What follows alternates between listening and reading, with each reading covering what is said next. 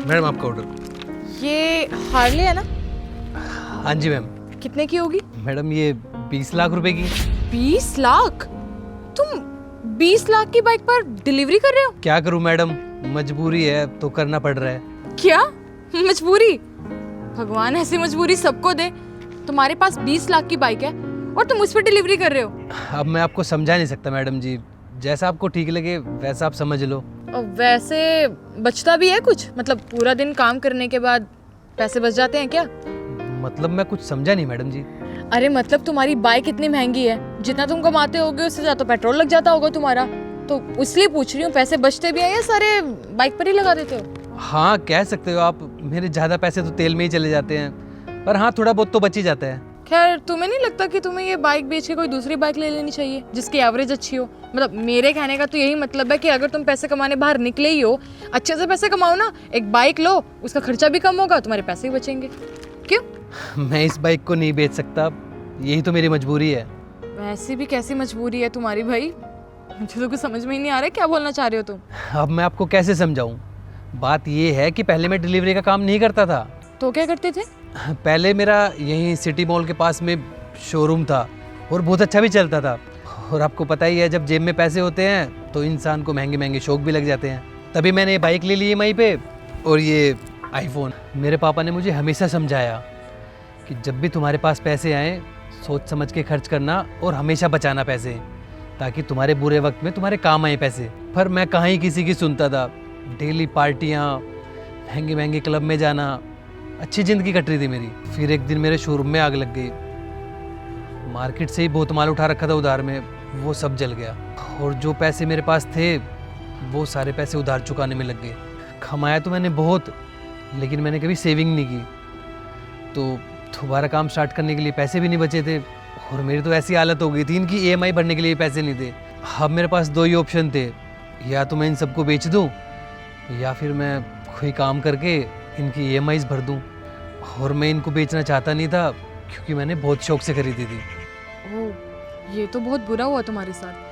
पर तुम कोई और काम भी कर सकते थे, मतलब ये डिलीवरी का काम ही क्यों चुना तुमने? ज़िंदगी भर अपना ही काम किया है मैडम, कहाँ ही नौकरी कर पाऊँगा। तो बड़ी मुश्किल से ये वाला काम मिला था, तो सोचा यही कर लेते हैं।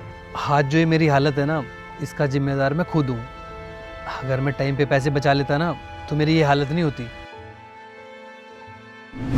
पापा आप क्यों खाना बना रहे हो? अगर खाना है तो बाहर से ऑर्डर कर लेते हैं। अरे बेटा क्या जरूरत है बाहर से मंगवाने की, मैं हूं ना, मैं बना लूंगा अपने आप।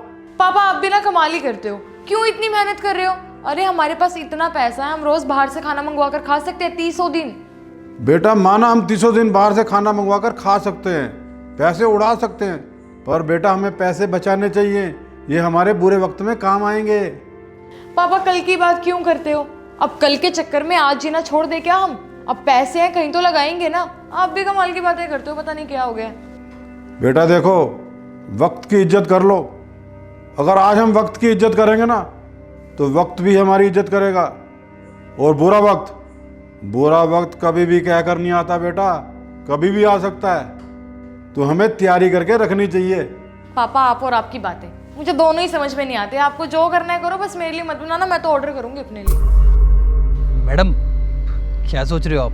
अब कुछ नहीं, वो पापा की एक बात याद आ गई थी। अच्छा मैं चलता हूँ। अच्छा मैं तुम्हारी कोई मदद करूं? क्या ही मदद करोगे मैम आप? देखो मैं तुम्हारी हेल्प कर सकती हूँ। यहीं सामने मेन रोड पर हमारी एक दुकान है, छोटी है लेकिन स्टार्टअप करने के लिए अच्छी है, और वहाँ पर अभी कोई किराएदार भी नहीं है। अगर तुम चाहो तो मैं वो दुकान तुम्हें दे सकती हूँ, तुम्हारा काम भी चल जाएगा और ऐसे तुम्हें बाइक पर डिलीवरी भी नहीं करनी पड़ेगी। क्या सोचते हो तुम इस बारे में? मैडम मैंने आपको बताया तो, मेरे पास पैसे नहीं है। अगर पैसे होते तो मैं काम स्टार्ट ना कर लेता, और आप मुझे दुकान दोगी तो मैं कहाँ से लाऊंगा पैसे? एकदम से तो काम चलेगा नहीं मैडम, कई महीने तक तो किराया जेब से ही देना पड़ेगा ना। अरे मैंने तुमसे किराया मांगा ही नहीं है। तुम एक काम करो, तुम बस वहाँ पर काम करो, जब काम अच्छा चलने लग जाए तब मुझे पैसे दे देना, धीरे धीरे जब भी तुम्हें ठीक लगे। कोई ज़बरदस्ती नहीं है। देख लो मैडम, मैं क्या ही बोल सकता हूँ। अरे आप कुछ मत सोचिए, मैं भी आती हूँ। मेरी दोस्त बहुत अच्छी है, वो आपकी मदद ज़रूर करेगी।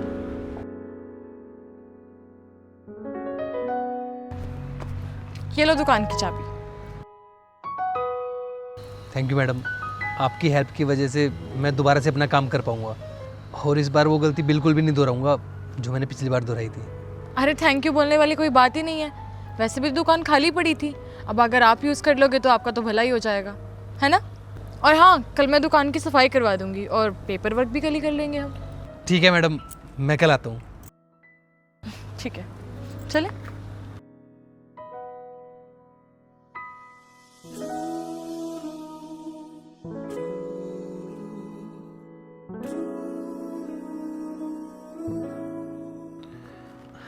ये लीजिए इस महीने का किराया